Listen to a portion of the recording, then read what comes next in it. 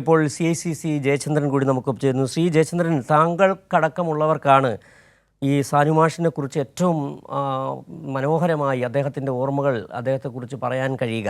ഒരുപക്ഷേ അദ്ദേഹത്തിൻ്റെ വിയോഗം വ്യക്തിപരമായി തന്നെ ഒരു നഷ്ടം താങ്കൾക്കുണ്ടാക്കുന്നുണ്ട്, ഞങ്ങൾക്ക് അറിയാൻ കഴിയുന്നുണ്ട്. എങ്ങനെയാണ് അദ്ദേഹത്തിൻ്റെ അവസാന നാളുകളിലെ അദ്ദേഹത്തിൻ്റെ പ്രവർത്തന രീതികളെക്കുറിച്ച് ഏറ്റവും കൂടുതൽ മനസ്സിലാക്കാൻ കഴിയുന്നു? 98-ാം വയസ്സിലും അദ്ദേഹം എഴുതുകയായിരുന്നു, അവസാനത്തെ പുസ്തകവും പ്രസിദ്ധീകരിക്കുകയായിരുന്നു അദ്ദേഹം 98-ാം വയസ്സിൽ.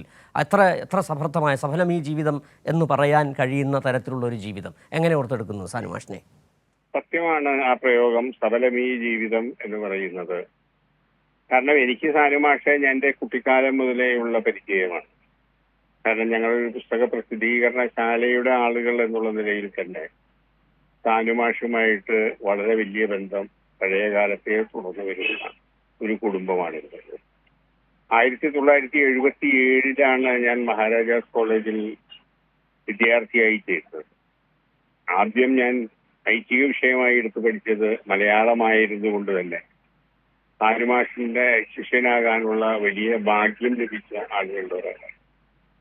സാനുമാഷിന്റെ ക്ലാസിന്റെ ഒരു പ്രത്യേകത എന്ന് പറഞ്ഞാൽ 2ാം ഭാഷ മലയാളം എടുക്കാത്ത ആളുകൾ പോലും സാനുമാഷിന്റെ ക്ലാസ്സിൽ ഇരിക്കാനായിട്ട് ആ ലാംഗ്വേജ് ഹോളിൽ തിങ്ങി നിറഞ്ഞിരിക്കുന്ന ഒരു കാലത്തെക്കുറിച്ച് എനിക്ക് നല്ല ഓർമ്മയുണ്ട്.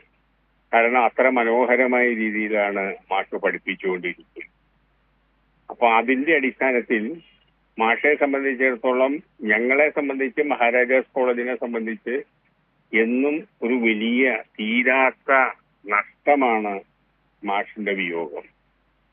മാഷിനെ സംബന്ധിച്ച് ഏറ്റവും കൂടുതൽ അടുപ്പമുണ്ടായത് ഏറ്റവും അവസാനം പോലും മഹാരാജാസുമായി ബന്ധപ്പെട്ട എല്ലാ കാര്യങ്ങൾക്കും പൊതുവെ പൊതുസമൂഹത്തിന് ജസ്റ്റിസ് VR കൃഷ്ണയ്യർക്ക് ശേഷം ഓടിച്ചെല്ലാനുള്ള ഒരു ഇടമായിരുന്നു മാഷിന്റെ സന്ധ്യ എന്ന് പറയുന്ന വീട്.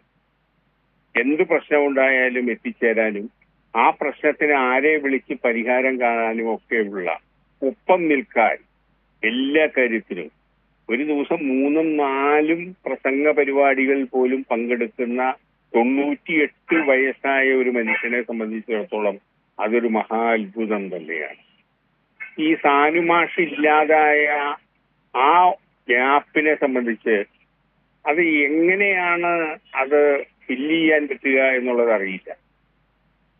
എറണാകുളം നഗരത്തെ സംബന്ധിച്ചിടത്തോളം, കൊച്ചിയുടെ സാംസ്കാരിക രംഗത്തെ സംബന്ധിച്ചിടത്തോളം സാനുമാഷിന്റെ വിയോഗം അത് വാക്കുകൾക്ക് അതീതമാണ്.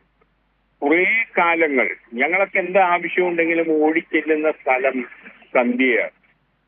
സന്ധ്യയിൽ ചെന്നാൽ കാര്യങ്ങൾക്ക് പരിഹാരം ഉണ്ടാകും. അത് വെള്ളക്കെട്ടാണെങ്കിലും തീപിടുത്തമാണെങ്കിലും രോഗികളെ ആശുപത്രിയിലാക്കുന്ന കാര്യമാണെങ്കിലും ഏതൊരു കാര്യത്തിനും ഓടിച്ചെല്ലുന്ന, ആശ്രയിക്കുന്ന ഒരു സ്ഥലം, ആ സ്ഥലം ഇല്ലാതെയായി എന്നുള്ളതാണ് ഞങ്ങളെ സംബന്ധിച്ചിടത്തോളം, പ്രത്യേകിച്ച് മഹാരാജാസിനെ സ്നേഹിക്കുന്ന മഹാരാജാസിലെ ലക്ഷക്കണക്കിന് പൂർവ്വ വിദ്യാർത്ഥികളെ സംബന്ധിച്ചിടത്തോളം ഒരു വലിയ നഷ്ടമാണ്. അത് തന്നെയാണ് ശ്രീ ജയചന്ദ്രൻ. ഒരുപക്ഷേ ഈ മഹാരാജാസിൻ്റെ, അദ്ദേഹത്തിൻ്റെ വിദ്യാർത്ഥി, വളരെ വിപുലമായ ഒരു ശിഷ്യ സമ്പത്തുള്ള വ്യക്തി. അവരെല്ലാം തന്നെ കേരള സമൂഹത്തിൽ വിവിധ മേഖലകളിൽ സ്വാധീനം ചെലുത്തിക്കൊണ്ടിരിക്കുന്നു, സംഭാവന നൽകിക്കൊണ്ടിരിക്കുന്നു. അങ്ങനെയാണ് വ്യക്തി എന്നുള്ളതിന് ഉപരിയായി വലിയ ശിഷ്യസമ്പത്തിലൂടെ കേരളത്തിന് സംഭാവന നൽകിയ ഒരാൾ, അത് മഹാരാജാസിലൂടെ. ആ കാലങ്ങൾ കൂടി ഒന്ന് താങ്കൾക്ക് പറഞ്ഞാൽ, താങ്കൾ ഓർത്തെടുത്താൽ നന്നായിരിക്കും. സമ്പത്ത് എന്ന് പറഞ്ഞാൽ ഡോക്ടർ തോമസ് ഐസക്കും മമ്മൂട്ടിയും അടക്കമുള്ള ഒരു വലിയ ശിഷ്യസമ്പത്ത്. അദ്ദേഹത്തിനുള്ള ശിഷ്യസമ്പത്ത് എന്ന് പറയുന്നത് അത്ര വലുതായ ഒരു ശിഷ്യസമ്പത്ത് മറ്റാർക്കും ഉണ്ടാകാൻ സാധ്യതയില്ല. മഹാരാജാസിൽ കാലാകാലങ്ങളായി പഠിച്ച ആളുകളുടെ എല്ലാം, അത് മാത്രമല്ല മഹാരാജാസ് കോളേജിൽ പഠിക്കാത്തവരുടെ പോലും ഗുരുവാണ് സാനുമാഷ് എന്നുള്ളതാണ് പ്രഖ്യാപിതമായി അറിയപ്പെടുന്ന കാര്യങ്ങളിലൊന്ന്. അപ്പൊ അത്തരത്തിലൊരാളുടെ വിയോഗം എന്ന് പറയുന്നത് അത് കുറെ കാലം കഴിയും. എനിക്കതിനകത്ത് എന്താണ് അത് പറയേണ്ടത് എന്ന് കൃത്യമായി വാക്കുകൾ കിട്ടുന്നില്ല. പക്ഷെ അത് ഞങ്ങളെ സംബന്ധിച്ച് ഞങ്ങൾക്കൊരു വലിയ നികത്താനാവാത്ത നഷ്ടം തന്നെയാണ്. അതിൽ പകരം വെക്കാൻ ആളില്ലാത്ത ഒരു നഷ്ടം. കേരളത്തിന്റെ സാംസ്കാരിക രംഗത്ത് കേരളത്തിൽ അത്രയും മികച്ച പ്രാസംഗിക അത്ഭുതപ്പെട്ടു പോകും. 98ാമത്തെ വയസ്സിൽ അദ്ദേഹം നടത്തുന്ന പ്രസംഗങ്ങളെ സംബന്ധിച്ച് ആ പ്രസംഗങ്ങൾ കേട്ട് കഴിഞ്ഞാൽ നമ്മളൊരു പക്ഷേ സ്വാഭാവികമായി ഏറ്റവും അവസാനത്തെ പ്രസംഗം പോലും അത്രയും കാമ്പുള്ള ഓരോ പ്രസംഗങ്ങളും ഓരോ ക്ലാസ്സുകളായിരുന്നു. ഓരോ പ്രസംഗങ്ങളും ഒരു ക്ലാസ്സാക്കി മാറ്റിയ അധ്യാപകൻ.